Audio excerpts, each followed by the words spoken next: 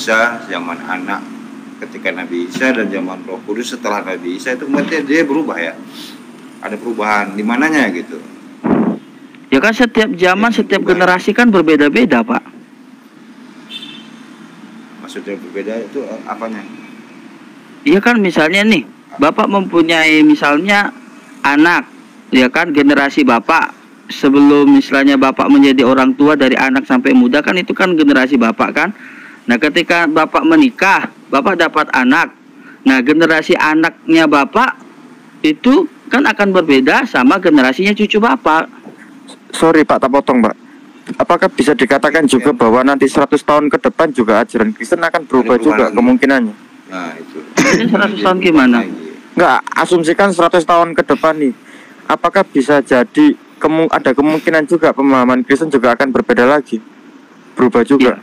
Iya, pemahaman ketuhanan. Kan secara pemahaman saya, ketika zamannya Yesus nih, dia selesai melakukan tugasnya kan, yang namanya penyalipan atau penebusan umat manusia. Dan ketika dia naik ke sorga, dia kan berkata, aku akan mencurahkan rohku atas umat-umatku yang percaya kepada dia, ya kan? Nah kan pada zaman Roh Kudus sekarang bekerja untuk menginsafkan manusia, supaya manusia ini bertobat dan mempercayai atas penebusan yang dilakukan oleh Yesus Kristus, sehingga mereka menerima keselamatan. Dan setelah itu kan berakhir yang namanya akhir zaman, kemusnahan dunia. Dan peristiwanya akan berbeda lagi nanti ketika kita sudah di sorga. Kita mau ngapain, kita berbuat apa, ya saya tidak paham, dan itu belum dijelaskan. Yang saya tahu adalah ketika pada saatnya nanti dunia sudah dimusnahkan, sudah habis, kita akan tinggal bersama-sama dengan Dia, dengan Allah itu sendiri, dengan Tuhan itu sendiri. Ya, berarti tetap sama Pak. Tetap sama juga. Kalau yang saya tangkap berarti ada perubahan dari Bapak pada yang tadi Bapak bilang tadi generasi tadi itu sebelumnya itu tadi kan, itu kan berarti tetap aja berubah. Ada perubahan dia dari yang diimanin itu Bapak sebagai Tuhan. Pada zaman Yesus itu diimanin Yesus sebagai Tuhan. Setelah Yesus itu diimanin Roh Kudus berarti yang jadi Tuhan gitu kan. Karena bukan dia Tuhan. Mencurahkan rohnya kan gitu kan. Saya paham. Karena dia mencurahkan rohnya kepada umat manusia kan gitu maksudnya. Iya. Kan gitu kan. Iya. Karena kan itu berarti ada perubahan dari bentuk yang Tuhan yang tidak diketahui. Hanya mungkin kalau di Kristen dikenal roh gitu ya. Roh juga itu. Kembali berubah bentuk menjadi Yesus yang bentuknya manusia. Dan setelah itu kembali ke bentuk Roh Kudus lagi kan gitu ya, roh lagi berubah ya. Kan gitu. Kalau saya tangkap begitu gitu ya. Dalam versi ini ya, versi penyampaiannya, tetapi itu tetap satu. Nah, tetap satunya mau gimana maksudnya? Tetap satu. Karena gini, artinya gini loh, dia berbeda, dia gini kan, dia kan Tuhan itu kan satu, ya kan? Tapi di sisi zamannya dia berbeda-beda. Artinya, ketika zaman penciptaan sampai pada zaman sebelum Yesus dilahirkan, itu adalah zaman di mana Bapa memperhatikan manusia itu, memperhatikan setiap kehidupan manusia itu di bumi, sedangkan dia di sorga. Nah, yang kedua adalah ketika Bapa melihat bahwasanya manusia sudah berdosa dan manusia ini membutuhkan satu penebus, seorang penebus. Jadi ketika membutuhkan orang berdosa untuk ditebus, berarti yang dibutuhkan adalah sosok satu pribadi yang tidak berdosa, yang tidak pernah dinodai oleh dosa. Kan seperti itu kan? Sama seperti orang ketika ya, gimana? Itu saya paham. Kalau mengenai penebusan dosanya ini, setahu saya gitu ya, di Bible juga dikatakan setelah zamannya Adam itu kan ada perintah penebusan dosa. Udah ada. Bapak Kopia boleh ini bergantian sebentar, ini ada yang mau masuk. Oh iya, monggo. Thank you. Dikasih kesempatan ngomong. Iya, Pak Riki. Ya. Makasih ya. Ya. Iya, terima kasih banyak, Pak. Ya. Dan kan pada zamannya Taurat dari Nuh Ibrahim. Ya. Ada juga itu mengorbankan hewan untuk menebus dosa. Ya, Kan ada betul. juga. Ya, betul. Untuk yang perintah sekarang Mana menebus tadi? dosanya Keluar ya? Nah, ketika pada zaman-zaman sebelum Yesus kan secara yang dikorbankan kan binatang. Jadi setiap satu kesalahan satu kali binatang dikorbankan. Nah, terus demi terus begitu yang dilakukan manusia dan pada akhirnya tidak terselesaikan, solusinya tidak terselesaikan dengan baik. Maka daripada itu dikatakanlah bahwasanya satu dosa manusia untuk semua manusia. Satu penebusan manusia untuk semua manusia yang percaya kepada Dia. Apakah setelah Yesus disalib itu manusia tidak melakukan dosa lagi? Tetap, cuman kan dikatakan untuk Ya, penyelamatan. sia-sia dong. Enggak dong. Kalau enggak begitu sia-sia penyalibannya sia-sia dong. Ya enggak dong, gini makanya dengan Terus yang diperbaiki Yesus apa? Ketika dia disalib, apa yang diperbaiki? yang diperbaiki Yesus kan dikatakan barang siapa yang percaya kepada Dia dan melakukan segala perintah-perintahnya, maka mereka akan memperoleh kehidupan yang kekal, yaitu keselamatan. Kan tidak harus disalib gitu. Kalau harus melakukan segala perintah. Lah gini loh Pak, Bapak kan gini loh, saya kan menyatakan bahwasanya kalau misalnya ketika dia sudah melakukan penebusan, penyelesaian perkara dosa, ya perkara dosa, dan ketika dia berkata bahwasanya ketika orang percaya kepadaku dan melakukan perintahku, dia akan diselamatkan. Artinya apa? Ketika manusia ini percaya kepada Dia, penebusan yang Dia lakukan, Yesus Kristus lakukan, dan melakukan apa yang diajarkan Yesus, maka kehidupannya diselamatkan. Dan ketika dia mengetahui ajaran Yesus, dan hidupnya juga akan diperbaharui dan hidupnya akan berubah. Gitu loh Pak. Kan Iya, saya setuju bahwa untuk mencapai keselamatan itu harus mengikuti yang Dia ajarkan. Itu artinya kan bertolak belakang dengan penyaliban. Karena Yesus tidak pernah mengatakan percaya aku disalib kamu akan masuk surga, nggak ada kan? Sekarang gini loh Pak, dia kan melakukan Enggak itu. Yesus mengajarkan bahwa syarat masuk surga itu percaya Yesus disalib, itu ada enggak itu? Kalau dikatakan percaya Yesus disalib, ya secara hurufiah tidak ada kan yang ditulis percayalah engkau wahai umat manusia ketika aku disalib. Kan nggak ada kan. Cuman kan diajarkan bahwasanya Yesus disalib untuk menebus dosa manusia. Ya itu Siapa yang ajaran ngajarin, Paulus, bukan ajaran Yesus. Kok ajaran Paulus? Ya coba carikan ajaran Yesus di mana? Bahwa dia disalib untuk menebus dosa manusia itu di mana? Dia akan sebelum disalibkan dia sudah berkata kepada murid-muridnya bahwasanya dia akan diserahkan. Ya kan? Dia akan diserahkan. Iya, tapi ini yang jadi masalah itu, adakah dia disalib itu untuk menebus dosa manusia? Ajaran Yesus yang dikatakan Yesus gitu loh, ada enggak? Masa Yesus sendiri mengatakan sesuatu yang rahasia kepada orang-orang yang dia mau tebus? Kalau dia berkata seperti itu, tidak akan terjadi apa-apa. Nah, kalau itu menurut Anda rahasia, Anda dapat dari mana sekarang? Ya karena dia sudah gimana ya kalau menyampaikannya? Ayo. Dia itu kan gimana? Ketika peristiwa yang dia ketika berdoa kepada secara manusianya, dia berkata dia berdoa kepada Tuhan, ya kan? Waktu di batu itu dia berdoa kan, dia katakan, ya Tuhan kalau boleh lalukanlah cawan ini daripadaku. Kan gitu kan doanya kan. Tetapi bukan kehendakkulah yang terjadi, namun kehendakmu yang terjadi. Artinya secara manusianya dia menyerahkan hidupnya kepada Tuhan itu sendiri yang ada di dalam dirinya. Dan hasilnya apa? Lah Yang tersirat menebus dosa itu mana? Lah karena itu ada nubuatan-nubuatan para nabi. Enggak, hasil doanya tadi itu kan itu doa minta dikasih Kak. Hasilnya apa? Ya hasilnya dia harus mengikuti apa yang sudah ditetapkan di dalam dirinya.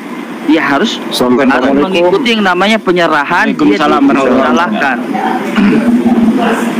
Maksudnya gini kan, tadi kan dia meminta berdoa, lalukanlah cawan Ya. ini, Ah, ya kan? Biarkanlah apa yang menjadi kehendakmu yang terjadi, kan gitu kan?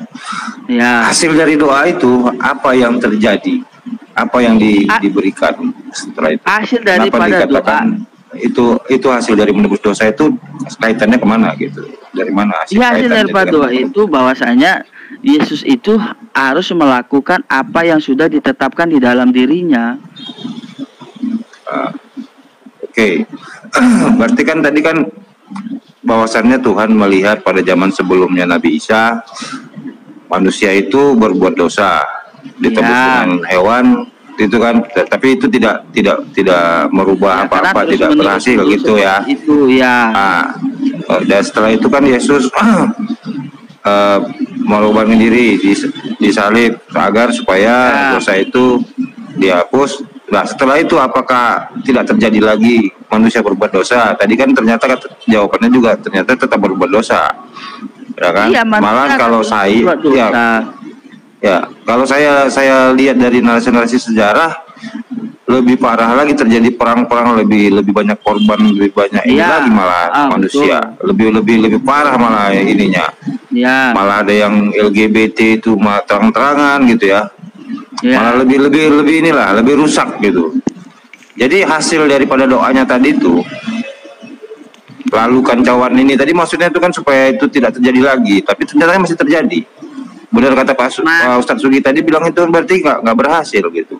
Maksudnya gini loh Pak, secara hukum istilahnya penyelamatan, ya setiap orang yang percaya kepada dia, percaya loh Bapak, bisa kan paham kata percaya kepada dia, mengakui bahwasanya sudah terjadi penebusan antara manusia kepada Tuhan itu sendiri. Coba dikasih ayat lah. Kalau Anda bicara itu dikasih ayat. Kalau percaya dia melakukan penebusan akan diselamatkan, itu ayatnya mana?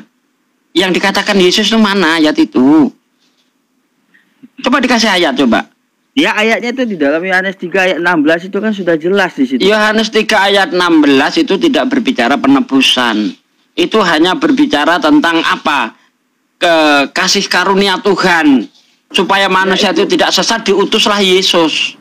Bukan berarti di situ berbicara kematian di situ.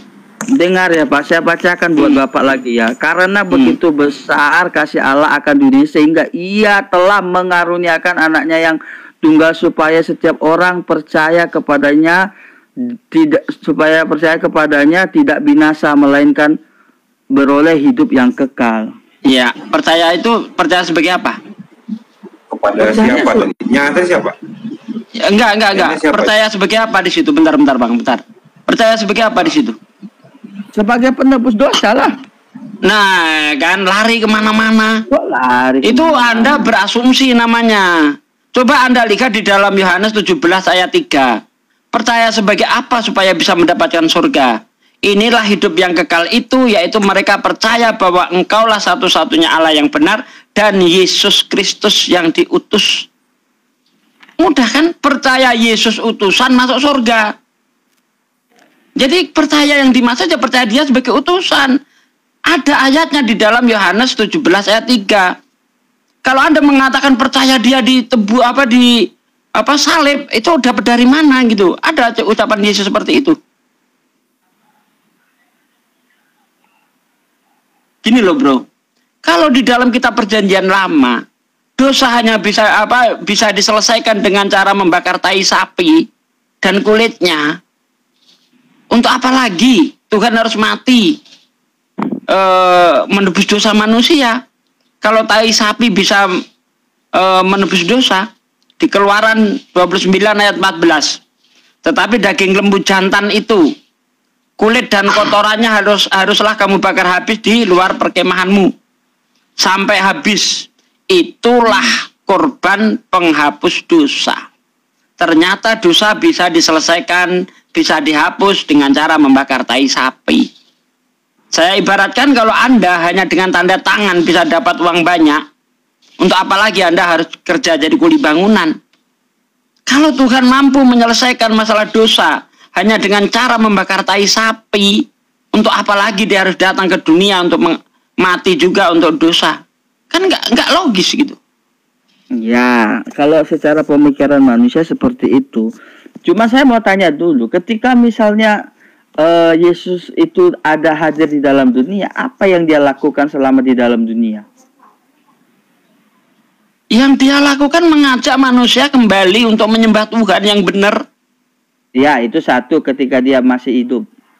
Ketika dia masih mengerjakan apa yang dinyatakan Tuhan kepada dia. Nah, setelah dia melakukan yang namanya dia sampai menyerahkan dirinya kepada orang-orang yang mempersalahkan dia, yang sampai memukuli dia.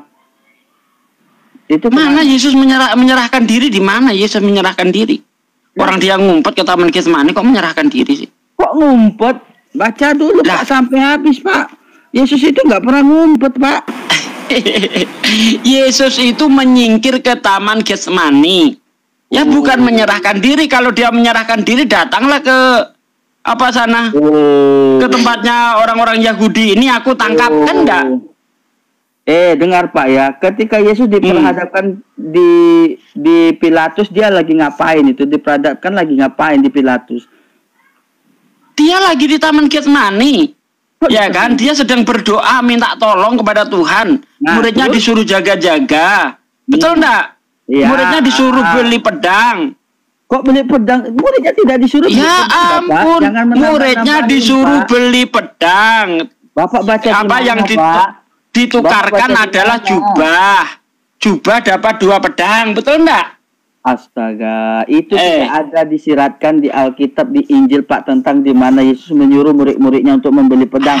Malahan ketika salah, dengar dulu. Anda ini baca nggak bener nih. Lah ketika baca nggak bener, coba baca Bapak di dalam Yohanes 18 itu. Coba Bapak, Yesus ditangkap itu perikopnya itu. Ya jangan langsung loncat ke situ lah, ke Taman Getsemani dulu. Ini kan waktu di Taman Getsemani ya, di dalam Lukas ya kalau nggak salah ya, bentar. Di dalam Lukas 22 ayat 35-36 coba dibaca itu. Yesus di situ menyuruh muridnya membeli pedang. Berapa tadi Lukas? Ya, ini saya bacakan ayatnya nih. Lukas berapa? Ketika aku mengutus kamu dengan tiada membawa pundi-pundi, bekal dan kasut, adakah kamu kekurangan apa-apa? Jawab mereka, sesuatu pun tidak, katanya kepada mereka. Tetapi sekarang ini siapa yang mempunyai pundi-pundi, hendaklah ia membawanya, demikian juga yang mempunyai bekal. Dan siapa yang tidak mempunyai, hendaklah dia menjual jubahnya dan membeli pedang. Kata siapa nggak ada membeli pedang? Jangan buka rahasia Pak, malu itu. Kalau nah ini dia tadi mengatakan Yesus menyerahkan diri. Di mana Yesus menyerahkan dirinya? Saya tanya. Di ayat 47, Bapak coba baca 47-nya. Apa itu? Di ayat 47-nya coba baca. Di Injil apa? Ya tadi yang sambungan yang Bapak baca tadi, Lukas 22 tadi. Ayat 47. Oh, Lukas. Nah, ya, coba Bapak baca. Ya. Ketika dia habis berdoa, apa yang terjadi? Jangan Bapak bilang dia sembunyi. Nah, itu kan nyata. Kalau dia tujuannya hanya untuk berdoa, ngapain dia nggak di Yerusalem, harus ngumpet ke Taman Getsemani? Ya coba baca Pak ayat 47-nya Pak. Iya. Oke, ayat 47 kita baca itu, Pak, ya. 48. Di 48. Sebab ia telah memperhatikan kerendahan hambanya, yaitu sesungguhnya mulai dari sekarang segala Bukan. 22 ayat 47. Lukas, oh ya bentar. Salah. Lukas 22 ayat 47, bentar. Oke, 47.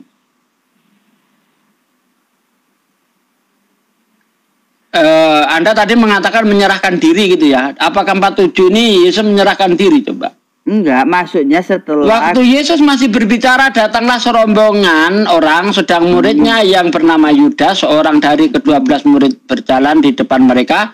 Yudas mendekati Yesus untuk menciumnya. Maka kata Yesus kepadanya, "Hei Yudas, engkau menyerahkan anak manusia dengan ciuman." Nah, Anda tadi mengatakan bahwa Yesus itu menyerahkan diri di ayat mana? Dengar dulu. Itu yang saya tanyakan. Bapak itu jangan baca sepenggal-penggalnya aja. Coba Bapak baca setelah itu artinya. Tadi Bapak suruh baca 47-nya. Ini sampai 48 Ustadz bacanya. Sudah saya baca. Anda yang penggal-penggal ayat. Gimana sih? Gini, Kan Anda tadi mengatakan bahwa Yesus itu menyerahkan diri. Saya tanya ayatnya mana Yesus menyerahkan diri? Dia tidak melakukan perlawanan di sana, artinya ketika dia pakai keilahian dia sebenarnya tidak ada satupun yang bisa menangkap dia, tidak ada satupun yang bisa membawa dia. Nah, ini asumsi, itu asumsi. Sekarang gini loh, Yesus mau mau melakukan perlawanan, bonyok bos. Loh, bonyok dia. Apa nggak tahu yang datang itu siapa? Bonyok. Ini ya, sebenarnya begini nih saya kasih tahu. Ketika Yesus menyuruh membeli pedang, ya Anda tadi menolak, mana ada membeli pedang? Ternyata ayatnya ada menyuruh membeli pedang. Ini dikira Yesus yang datang ke situ itu hanya serombongan orang Yahudi. Tetapi ternyata di luar dugaan, tentara Romawi pun ikut datang. Ya, makanya Yesus itu tidak melakukan perlawanan. Kalau melakukan perlawanan, bonyok Yesus dan murid-muridnya. Makanya Yesus tidak melakukan perlawanan. Gitu loh. Kita bicara realitas saja. Bagaimana mungkin Yesus dan muridnya 11 orang mau melawan serdadu Romawi? Emang Yesus goblok apa? Tidaklah. Kayaknya 3 orang itu kayaknya ya. Kok 3 orang? Iya, 3 ekor itu. Iya, makanya jangan gitu, jangan. Taruhlah itu 11 orang mau menghadapi tentara Romawi yang sekian banyak. Oh, enggak mungkin. Enggak mungkin. Gitu loh. Jadi seperti yang saya katakan bahwa Yesus ini tidak pernah menyerahkan diri. Dia menyingkir ke Taman Getsemani, berdoa, muridnya disuruh berjaga-jaga. Ya kalau memang dia itu mau menyerahkan diri, untuk apa muridnya disuruh berjaga-jaga? Sekarang gini loh Pak, ketika Bapak baca kisah itu, baca sampai selesai gitu loh Pak. Bapak baca sampai selesai supaya Bapak paham gitu loh, jangan dipenggal-penggal. Bro, saya ini sudah baca dari Kejadian sampai Wahyu, nggak usah meragukan soal kitab saya Bang. Aduh, justru Anda yang nggak paham Bible. Makanya Anda tadi menolak keras kalau di dalam Bible ada membeli pedang. Kan itu bukti bahwa Anda nggak paham Bible. Silakan Bang, silakan. Mereka Oke, sebentar. Bang Nainggolan mau menanggapi sebentar. Saya dulu ngomong Bang Atael ya.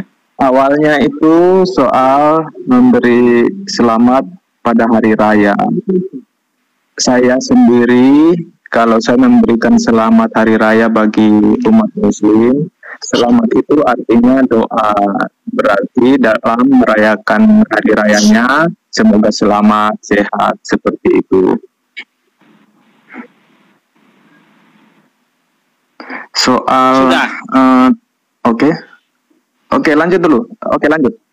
Oke.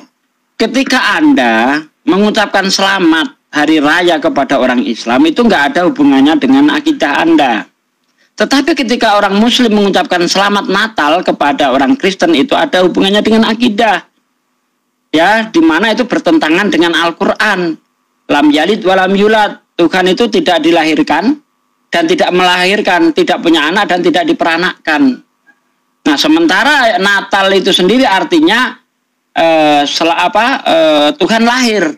Sebagaimana yang tertulis di dalam Lukas 2 ayat 11. Hari ini telah lahir bagi kita juru selamat Tuhan di kota Daud. Itu bertentangan dengan akidah. Gitu loh Bang. Makanya kita haram untuk mengucapkan Natal kepada orang Kristen karena bertentangan dengan akidah gitu. Siap.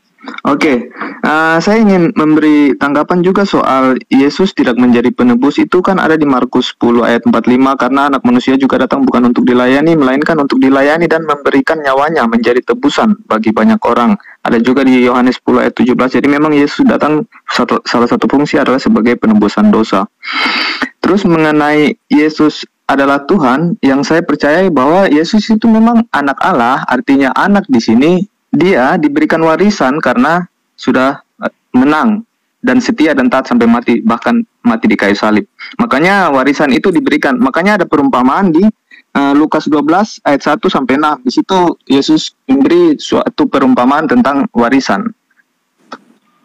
Di Lukas 12 ayat 1 sampai 6. Jadi masalah penyaliban sia-sia juga, Pak. Itu pemahaman yang keliru. Karena Yesus memberikan penyaliban itu dan mengajarkan aturan-aturan itu supaya untuk kita lakukan, Pak. Jadi memang penyaliban itu akan sia-sia jika kita tidak menuruti segala aturan-aturan Tuhan. Begitu, Pak. Jadi kita harus tetap ikuti aturan supaya penyaliban itu tidak menjadi sia-sia.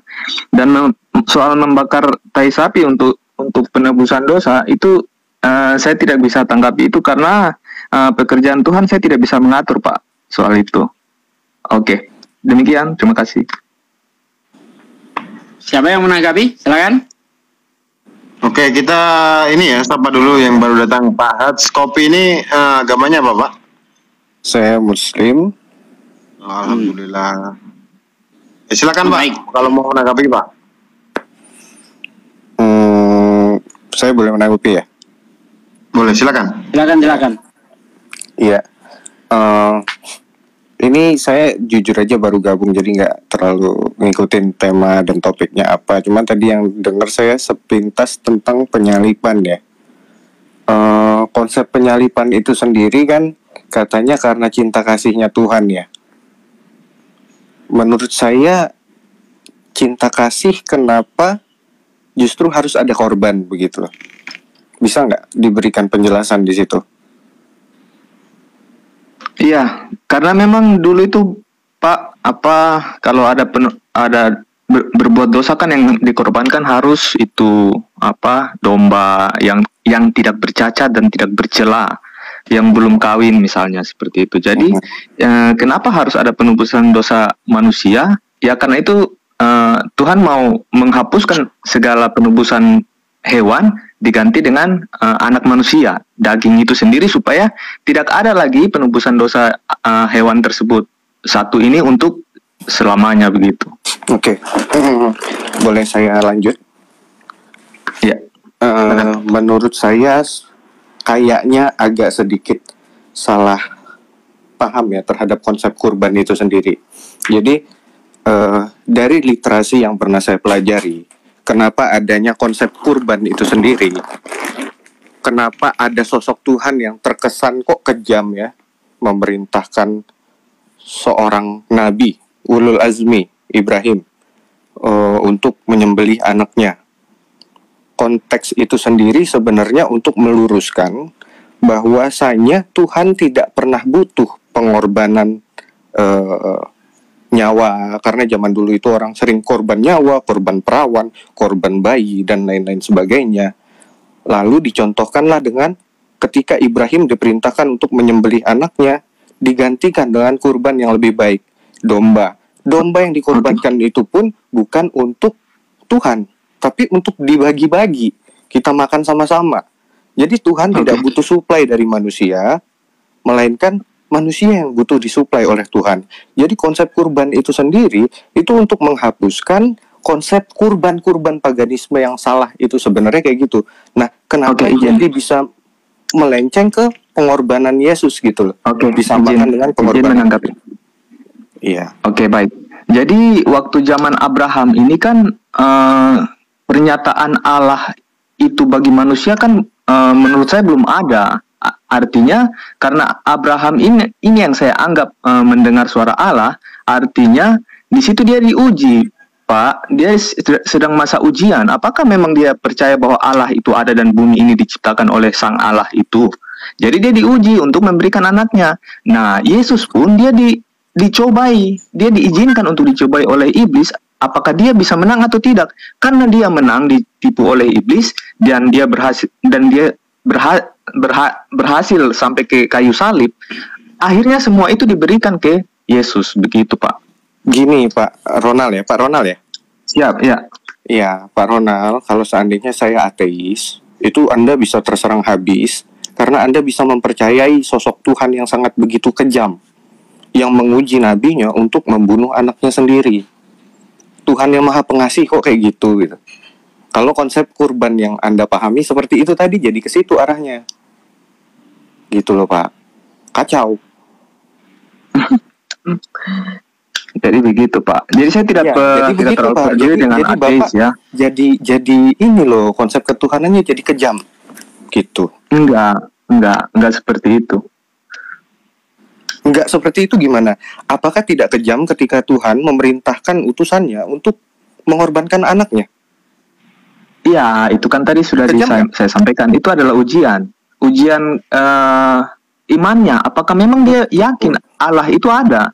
Begitu. Betul. Tapi masa ujiannya itu berbentuk sesuatu yang sangat brutal begitu loh? Iya, karena tanpa Katanya kebrutalan Tuhan Maha Pengasih kan? Karena begini, Pak. Karena kalau kita diuji, kamu sudah berdosa nih, kamu harus korbankan domba yang tidak bercela. Itu kan mudah bagi manusia. Begitu. Itu sangat mudah untuk dilakukan. Tapi kalau mengorbankan anaknya sendiri ini, Tuhan, atau gimana, Pak? Iya, untuk buat Tuhan. Tuhan untuk mengganti dosanya ini toh, mengganti dosanya manusia itu. Iya, Tuhan makan domba itu atau seperti apa? Untuk tidak, Tuhan senang dengan itu. Perlakuan yang kita buat begitu, perlakuan yang kita buat. Esensinya dombanya larinya kemana? Esensi dombanya maksudnya yang sudah dibakar itu? Yang sudah dikorbankan itu? Oh, itu saya tidak terlalu ingin tahu soal itu. Intinya saya cuma melihat ke itu perlakuan yang disenangkan oleh Tuhan. Ini alasan kenapa ini, kenapa itu. Kita harus bisa mempuzzle-nya dengan apa ya? Kita harus punya gambaran spasial lah buat mempuzzle itu secara komprehensif sehingga puzzle-nya jadinya nggak berantakan gitu. Jadi konsep kurban itu sendiri, ya kalau boleh saya terangkan ya, di dalam Islam itu Tuhan tidak butuh dengan kambing yang kita potong. Tuhan tidak butuh dengan sapi yang kita potong atau unta yang kita potong. Jadi kita potong itu dengan niat untuk mengorbankan sebagian harta kita untuk fakir miskin, tetangga, orang-orang sekitar. Kita berbuat baik dengan sekitar, kita sudah berkorban untuk Tuhan. Jadi intinya Tuhan tidak butuh pengorbanan apapun dari manusia, tapi manusia itu saling berkorban untuk sesamanya. Maka dia sudah berbuat baik ke Tuhan. Karena balik lagi, Tuhan tidak bisa kita supply. Tuhan nggak butuh kita supply. Kita yang butuh disupply oleh Tuhan. Begitu.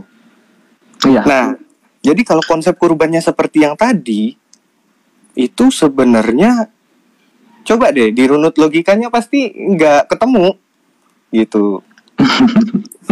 Ngerti, Pak? Ya, artinya yang dikorbankan Abraham kan bukan untuk dimakan. Tuhan tidak memerlukan pengorbanan. Tapi bagaimana Anda bisa memahami pengorbanan yang sejati, ya, sementara Anda memahami ayatnya yang sebentar Pak Jaya Setia, Anda dari tadi belum salam nggak apa langsung ngomong ya. Anda di sini kurang ini ya sebenarnya. Saya mau bilang Anda kurang ada sopannya tuh, Anda sudah tua gitu kan. Anda ingin dihormati, ya? Anda dihormati. Anda haus hormat. Bukan haus hormat, Pak. Bukan nggak gitu caranya. Nggak gitu caranya berdiskusi, Pak. Ingin dihormati. Iya, kok Pak Jaya kok marah-marah kayak gitu? Pak Jaya kenapa? Masalahnya lagi banyak atau gimana? Saya dituntut bersalam. Ya, Anda haus hormat. Bukan, Pak Jaya kenapa marah-marah? Tadi kan cuma ya ini kan di rumah orang tidak setidaknya permisi kayak maaf kayak saya menyela kayak kan gitu, itu namanya beradab, bukan masalah minta dihormati atau tidak. Tapi apakah Anda ini punya sopan santun atau enggak? Anda seharusnya malu loh, Pak. Anda tua loh, Pak, bukan anak kecil. Kalau anak kecil saya lumrahkan, Pak. Anda juga santun. Bicara pengorbanan, Pak. Bicara pengorbanan, bagaimana bisa memahami pengorbanan? Saya dari tadi nggak bicara, saya di sini sebagai host, Pak. Tidak sanggup.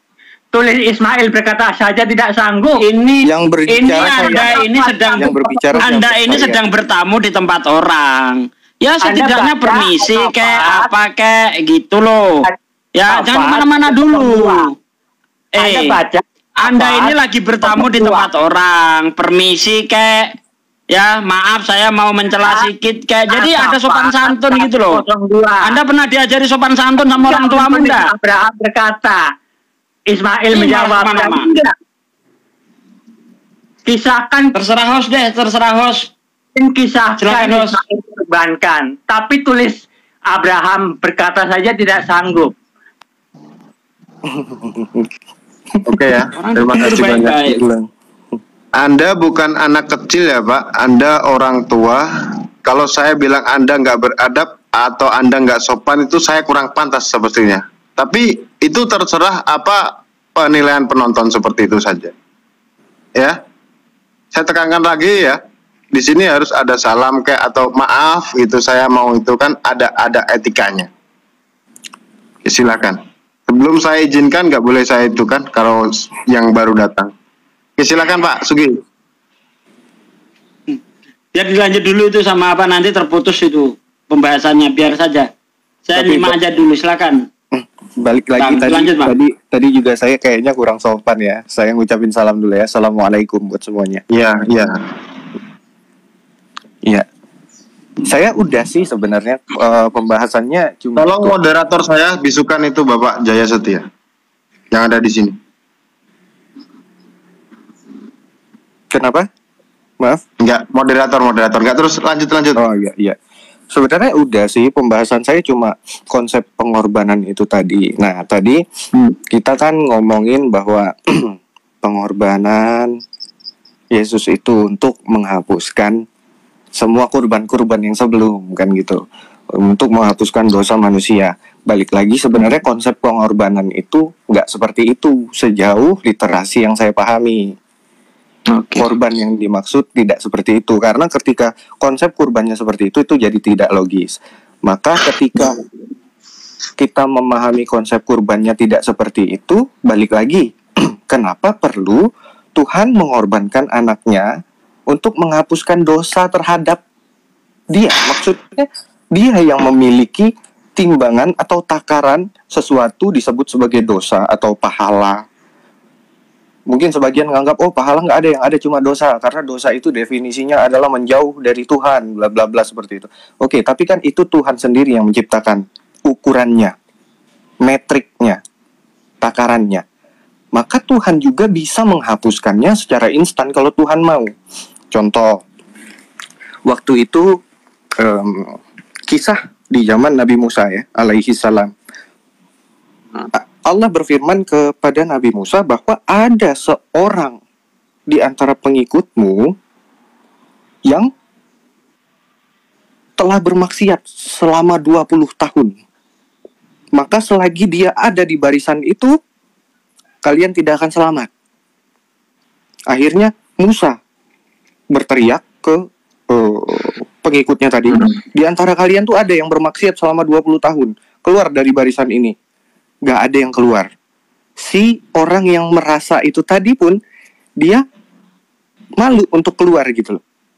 Akhirnya dia menundukkan kepalanya, terus dia berdoa, ya Tuhan, aku memang telah bermaksiat kepadamu selama 20 tahun, namun aku bertobat ya Tuhan. Jika aku bertobat sekarang, apakah kau akan mengumbar aibku setelah selama ini kau tutupi? Lalu langsung Tuhan memerintahkan Musa untuk meneruskan perjalanan, hujan akan turun gitu. Jadi Tuhan menyetop hujan tuh nggak akan turun selagi orang itu nggak keluar dari barisan. Akhirnya hujan turun. Kok tiba-tiba hujan turun? Kata Musa. Belum ada yang keluar loh dari barisanku. Karena hambaku telah bertobat, kata Tuhan. Maka aku ampuni. Siapa dia? Kata Musa. Tadi aja sebelum dia bertobat, aku menutupi aibnya. Masa setelah dia bertobat, aku umbar aibnya? Kata Allah seperti itu. Nah, jadi tobat itu ya seperti itu. Kita minta ampun dengan penyesalan yang setimpal dengan perbuatan kita. Semakin besar perbuatan kita, dosanya, maka penyesalan itu pun harus semakin besar pula. Itu syarat tobat. Jadi kalau tobat nggak pakai nyesel, itu tobat apa gitu kan? Nah, ketika orang ingin dosanya terhapuskan, harusnya kan sesimpel itu. Karena konsep Tuhan Maha Pengasih tadi, dia mengasihi. Ada yang ingin menerima kasihnya, ya sudah. Tanpa harus ada pengorbanan. Oke, kamu berdosa, aku kesel sama kamu. Maka untuk aku memaafkan kamu, aku harus menyerahkan anakku untuk kalian bunuh dulu. Biar aku bisa memaafkan kamu. Itu kan gimana ya gitu. Oke, saya ingin tanggapi dulu Pak. Jadi begini, sejak Adam dan Hawa itu diusir dari sorga itu, dari Taman Eden itu kan hubungan Allah dengan manusia ini terputus. Makanya yang bisa menghadap dan bisa berdoa kepada Allah hanya imam-imam. Ya, tapi karena penebusan tersebutlah sekarang kita pribadi-pribadi bisa langsung berdoa kepada Allah. Begitu, itu salah satu fungsi penebus, Pak. Begitu. Jadi Oke, saya komentari bentar. Oh iya, silakan. Kalau menurut Anda seperti itu, harus ada penebusan dosa, barulah orang itu bisa berhubungan langsung, berdoa langsung kepada Tuhan. Sepertinya Anda tidak tepat. Coba Anda lihat di dalam 2 Tawarikh 6 ayat 21.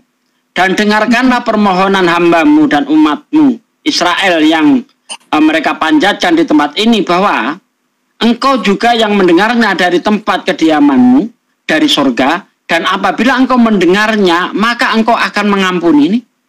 Jadi tidak perlu adanya penebusan dosa. Karena kita berdoa, minta ampun, bertobat, Tuhan sudah mengampuni. Menurut 2 Tawarikh 6 ayat 21. Kemudian kalau kita lihat di dalam Yehezkiel 18 ayat 18 sampai ayat 20 ya. Ayahnya yang melakukan pemerasan, yang merampas sesuatu dan yang melakukan hal-hal yang tidak baik di tengah-tengah bangsanya. Sungguh ia akan mati karena kesalahannya. Tetapi kamu berkata, mengapa anak tidak turut menanggung kesalahan ayahnya? Karena anak itu melakukan keadilan dan kebenaran, melakukan semua ketetapanku dan dengan setia, maka ia pasti hidup. Orang yang berdosa itu yang harus mati. Anak tidak akan turut menanggung kesalahan ayahnya, dan ayah tidak akan turut menanggung kesalahan anaknya. Orang benar akan menerima berkat kebenarannya, dan kefasikan orang fasik akan tertanggung atasnya. Kan jelas sekali bahwa ayat ini menyiratkan dosa itu tidak bisa dibebankan kepada orang lain. Adam yang berdosa tidak mungkin diwariskan kepada anak cucunya. Penyelesaian dosa dengan cara bertobat. Makanya Yesus sering berkata, bertobatlah, bertobatlah. Kan begitu. Kalau sudah ada yang namanya pertobatan, tidak perlu lagi adanya penebusan. Begitu. Kalau ada pertobatan, ada penebusan tapi masih ada pertobatan, berarti penebusan sia-sia, nggak ada gunanya. Gitu loh. Lanjut. Saya tanggapi ya. Ya. Jadi fungsi utamanya itu supaya kita bisa bertemu secara langsung kita sendiri bisa bertemu langsung kepada Tuhan. Terus masalah penebusan sebagai dosa itu Pak, karena kan bangsa Israel ini tegar tengkuk dan tetap berbuat jahat, berbuat dosa. Jadi memang harus ditebus. Itu pemikiran saya saat ini Pak. Baik. Yang nebus siapa? Yesus. Iya, anak ya Allah. Kan bertentangan dengan Yehezkiel 18 ini.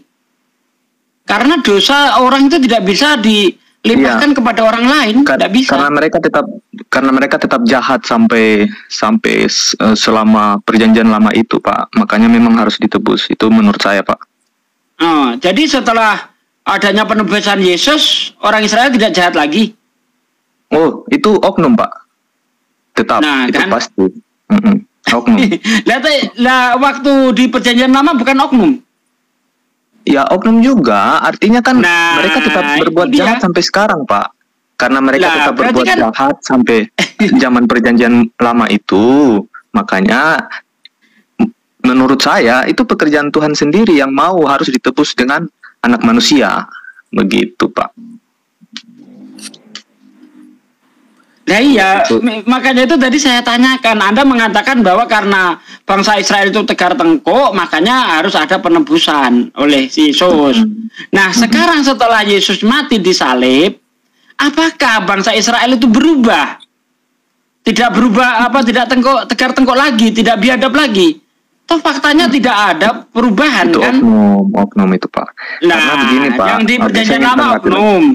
Iya, saya Di ingin perjanjian tanggapi lama juga, Pak. oknum, di perjanjian setelah penebusan oknum, apa bedanya sih? Ya itu pasti. Jadi begini Pak, karena utusan itu kan awalnya semua nabi nih. Nabi ini semua sudah diutus, tapi bangsa Israel ini tetap jahat. Oleh sebab itulah makanya harus ada penebusan. Dan satu-satunya adalah manusia, bukan anak domba lagi. Begitu Pak. Nah iya, kan jadi pertanyaan. Setelah Yesus disalib, apakah bangsa Israel ini menerima Yesus? Tidak ada. Ya ada sebagian kecil. Iya. Bahkan sebelum Yesus disalib, sudah ada yang menerima. Sebagian kecil juga. Tembok Terus ratapan apa itu ya, fungsi Yesus disalib ini apa untuk bangsa Israel? Kan nggak ada. Bangsa Ya, Israel itu tidak bagi yang mau mengalami menerima, perubahan loh. Pak. Kan tidak semua bangsa Israel mau menerima Yesus. Kan tidak semua Iya, bangsa sama, Israel. sama. Baik Yesus sudah disalib ataupun belum disalib, sama posisinya Israel itu tetap saja tidak menerima dia sebagian besar. Iya, itu wajar lah. Nah, ya itu terus fungsinya apa Yesus disalib? Ya itu tadi Pak, supaya kita sendiri bisa ketemu langsung dengan Allah yang Maha Kudus itu, tanpa perlu lewat udah imam ketemu? lagi. Iya, saya bisa berdoa langsung kepada Tuhan tanpa perlu lewat.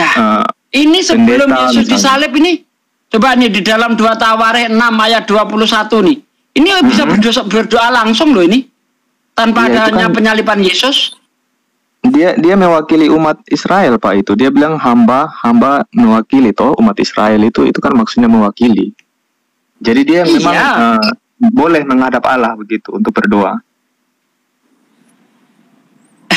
Izin Ada- gabung. Iya benar. Oh iya. Bang. Iya, Anda tadi mengatakan bahwa setelah Yesus disalib barulah Anda bisa berdoa langsung kepada Tuhan. Lah ini dia Yehezkiel lagi. 2 Tawarikh 6 ayat 21, ini berdoa langsung bisa dia.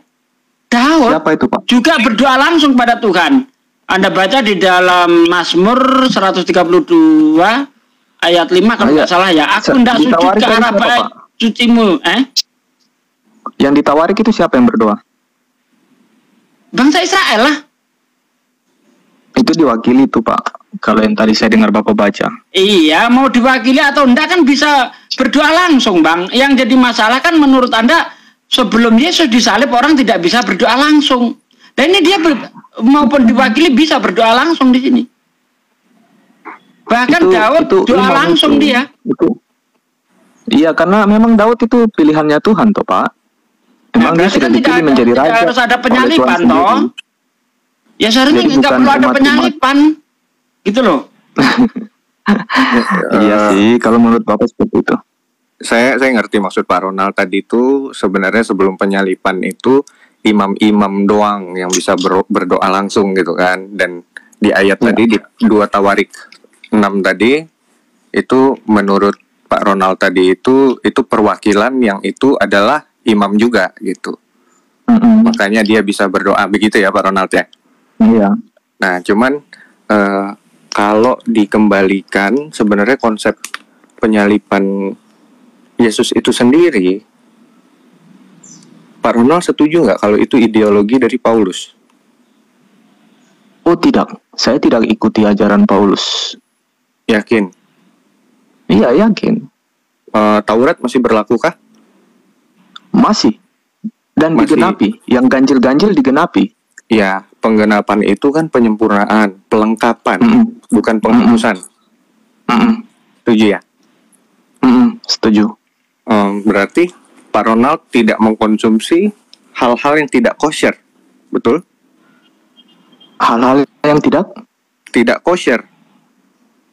Apa itu kosher? Tidak Di dalam halal. tradisi, ya di dalam tradisi Yahudi itu menyebut istilah Tidak bersih. halal itu kosher. Oh, jadi begini Pak, saya pernah dapat informasi soal daging babi, daging B2 ini kan itu tidak cocok untuk usus kita. Karena waktu daging babi ini masuk ke tubuh kita di usus, itu usus kita akan stres, kemudian otak kita juga akan mudah stres dan kita akan mudah emosi. Sejak saya mendengar soal itu, saya tidak konsumsi lagi daging babi begitu, Pak. Oke.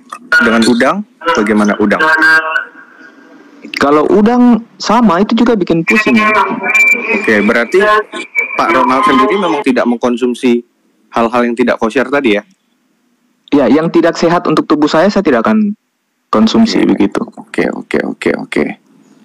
Sebentar, nanti di pukul 11.10 ya, saya mohon untuk meninggalkan live ini karena saya akan siap-siap untuk sholat Jumat. Oh iya. Kebetulan saya Terima di kasih. Jambi. Silakan. Ya. Kita juga cuma di Kita juga. sini jam 12 nanti. Lanjut aja Iya, dulu. sama. Gitu. Ideologi penyalipan itu sendiri, Pak Ronald, ketemunya di mana, Pak? Oh, itu saya ini hasil dari merenungkan firman aja, Pak. Setiap hari saya dengar Alkitab Suara. Oh, itu kan dari ini juga, dari redefinisi orang juga kan? Entah itu dari pendeta, pemahaman orang juga kan. Tapi kalau kita balikin ke Injil kanonik, misalnya Matius, Markus, Lukas, Yohanes, ada nggak konsep seperti itu? Konsep yang untuk kita bisa itu bertemu secara dengan Allah secara langsung. Itu iya, atau penyalipan. Iya, itu yang makanya tabir Allah terkoyak itu, Pak. Itu artinya dari kita bisa bertemu Allah secara langsung. Tabir Allah terkoyak. Iya, tabir apa itu? Tabir terkoyak langit ke apa itu Bukan yang tabir, setelah Yesus. Tabir bait Allah belah. Itulah. Ya. Itu Pak. Lalu konsep penyalipannya sebagai penghapusan dosa, penebusan dosa? Ya itu karena memang dulu ada penebusan dosa lewat hewan begitu. Nyambungnya ke interpretasi lagi, reinterpretasi lagi kan. Maksudnya ada nggak ayat secara eksplisit yang menjelaskan itu? Bahkan sebenarnya kalau balik lagi dari Injil kanonik Matius, Markus, Lukas, Yohanes, kalau saya boleh tanya, itu mereka siapa? Oh, saya tidak pelajari itu, Pak. Kanonik. Siapa Matius, siapa Markus? Tidak mempelajari kanonik, berarti Bapak tidak berpedoman dengan Injil kanonik, begitu? Enggak, saya cuma baca Injil Matius, Markus, Lukas, Yohanes itu aja. Ya itu maksud saya kanonik. Kanonik kan ada 4. Kirain kanonik itu apa terjemahan lain gitu. Nah ini abang ini nggak ngerti kanonik ya? Iya. Injil kanonik itu yang 4 itu tadi. 4 itu tadi yang Markus, Lukas, Yohanes itu Injil kanonik. Iya. Maksudnya Injil yang disahkan oleh gereja lah begitu. Sementara Injil-Injil yang disingkirkan, yang tidak dipakai oleh gereja disebut Injil apokrif. Ya. Oke, baik. Gitu. Terima kasih informasinya. Nah, yang jadi pertanyaan, Injil kanonik ini kan ada 4. Matius, Markus, Lukas, Yohanes. Ini siapa? Murid-murid Tuhan Yesus. Murid-murid Tuhan Yesus. Boleh nggak Pak Ronald bacain 12 murid Yesus? Saya tidak terlalu hafal itu. Nggak hafal. Ada termasuk Yudas kan terakhir ya. Ya, dan tidak ada nama Markus, Pak. Markus, Lukas enggak? Markus, Lukas itu nggak ada. Nah, jadi siapa ini 4 Injil kanonik ini? Matius, Matius yang dimaksud adalah murid Yesus? Bukan juga, Pak. Karena ada beberapa ayat yang menyatakan, maka Yesus duduk di samping Matius pemungut cukai itu. Matius, itu Matius 9 ayat 9. Nah, itu dia. Matius 9 ayat 9 itu. Matius 9 ayat 9. Jadi, Matius yang dimaksud murid Yesus adalah Matius pemungut cukai. Seandainya Matius penulis Injil kanonik ini adalah Matius tersebut, harusnya dia akan berkata, maka aku duduk di samping Yesus. Begitu. Itu satu. Saya bacakan ayatnya ya biar boleh. Biar jelas. Silakan, ini bentar. Saya buka dulu. Matius. Begini Pak, sambil menunggu. Jadi nama Matius ini itu kan banyak gitu. Matius banyak bisa jadi kan. Kalau memang ini tulisan Matius, coba diperhatikan apa begini bunyinya. Setelah Yesus pergi dari situ, ia melihat seorang yang bernama Matius duduk di rumah cukai. Lalu ia berkata kepadanya, ini siapa? Matius. Ikutlah aku. Maka berdirilah Matius lalu mengikuti dia. Nah, apa ini benar tulisan Matius? Kalau memang ini tulisan Matius, ya, kalau memang ini tulisan Matius, bagaimana mungkin Matius itu menyebut dirinya nya? Bukankah katanya ini adalah kata ganti milik orang ketiga? Ya kan? Setelah Yesus pergi dari situ, ia melihat seorang yang bernama Matius duduk di rumah cukai. Lalu ia di sini Yesus, ya, berkata kepadanya, di sini adalah Matius, ikutlah aku. Maka berdirilah Matius lalu mengikuti dia. Coba silakan. Sebelum itu kan dia duduk di rumah cukai. Ya. Saya mau tambah. Itu kan dia duduk di rumah cukai. Apakah itu membuktikan dia adalah pemungut cukai? Itu. Iya, betul. Matius pemungut cukai. Dia kan itu kisah di mana Yesus mengajak Matius kan. Begitu. Matius pemungut cukai yang dia maksud adalah murid dia kan gitu. Nah, jadi di situ kan tidak dikatakan bahwa Yesus melihat aku duduk di rumah cukai, kan nggak gitu. Itu satu. Dari Injil kanonik, Matius itu lebih muda daripada Lukas dan Markus sejarahnya. Jadi Lukas dan Markus ini lebih tua secara Injil kanonik ya, penulisan. Itu sebenarnya Markus itu agak ada perdebatan juga setauku Pak Suci. Ada yang bilang Markus yang lebih tua gitu. Ada yang bilang Lukas yang lebih tua itu. Cuma intinya Matius lebih muda nih. Maka Matius tidak. Kalau Lukas ini saja tidak sejaman dengan Yesus, apalagi Matius. Jadi sudah jelas itu bukan Matius murid Yesus. Yohanes itu yang paling muda. Nah, sekarang kita lihat di Lukas. Di Lukas Yohanes, benar. Yohanes itu juga tidak ditulis oleh Yohanes. Iya, bukan ini Yohanes bisa kita lihat di dalam Yohanes 21 ayat 24. Dialah murid yang memberi kesaksian tentang semuanya ini dan yang telah menuliskannya bahwa kesaksiannya itu benar. Coba, apa ini tulisan Yohanes? Kalau memang dia tulisan Yohanes, bagaimana mungkin dia berkata dialah murid yang dikasihi, ya, bahwa kesaksiannya itu benar. Di situ siapa? Yohanes tentunya. Yohanes. Iya. Nah, gimana Yohanes menyebut dirinya nya? Nah, ini saya bentar saya buka ya. Bentar saya bukakan Yohanes 21. Ya, itu benar itu, Pak. Itu benar itu, saya sepakat. Nah, dan artinya bukan Yohanes sendiri yang menulis ya. Betul. Ada penulisnya. Iya, dan di Lukas pasal 1 ayat 1 di pembukaan Lukas, Theophilus yang mulia, intinya kami telah mendengarkan berbagai kabar baik dari pelayan firman ataupun saksi mata, dan aku memutuskan untuk membukukannya dengan teratur. Nah, berarti Lukas membukukan Injilnya Lukas, Gospel according to Luke kan gitu. Injil menurut Lukas itu berdasarkan pelayan firman dan saksi mata, means dia tidak pernah bertemu langsung dengan Yesus. Yang mana Lukas adalah tabibnya Paulus. Dan Paulus sendiri itu tidak sejaman dengan Yesus. Jadi jelas Injil kanonik ini Matius, Markus, Lukas, Yohanes, majority Kristen percaya bahwa ini penulisan dari murid Yesus. Pertanyaannya, apakah benar? Ketika kita menggali secara sejarah, maka tidak ada loh Injil yang benar-benar ditulis oleh murid Yesus langsung. Oke, saya tanggapi ya, Pak. Oke. Saya pribadi, saya tidak terlalu pusing soal sejarah seperti itu ya. Saya pribadi sendiri, saya fokus pada apa yang diajarkan. Dan jika ada yang dituliskan dalam Alkitab ini tidak sesuai dengan ajarannya Tuhan Yesus, saya pasti akan pertanyakan itu. Itu saya pribadi, Pak. Itu bagus. Pak Ronald boleh saya follow ya? Oke. Enggak, maksudnya gini, saya respect ya sama Pak Ronald itu. Pak Ronald juga tutur katanya nggak pakai yang ngegas-ngegas gitu ya. Saya respect. Kalau misalnya Pak Ronald mau kita ngobrol-ngobrol lebih intim lagi juga nggak apa-apa gitu. Siap. Jangan misal nanti berdua gitu kawin, ya. nanti kawin. Janganlah, saya masih normal. Jangan pakai kata-kata intim bang, nanti kawin bang, bahaya kita. Jangan yang intim ke situ juga. Serem banget.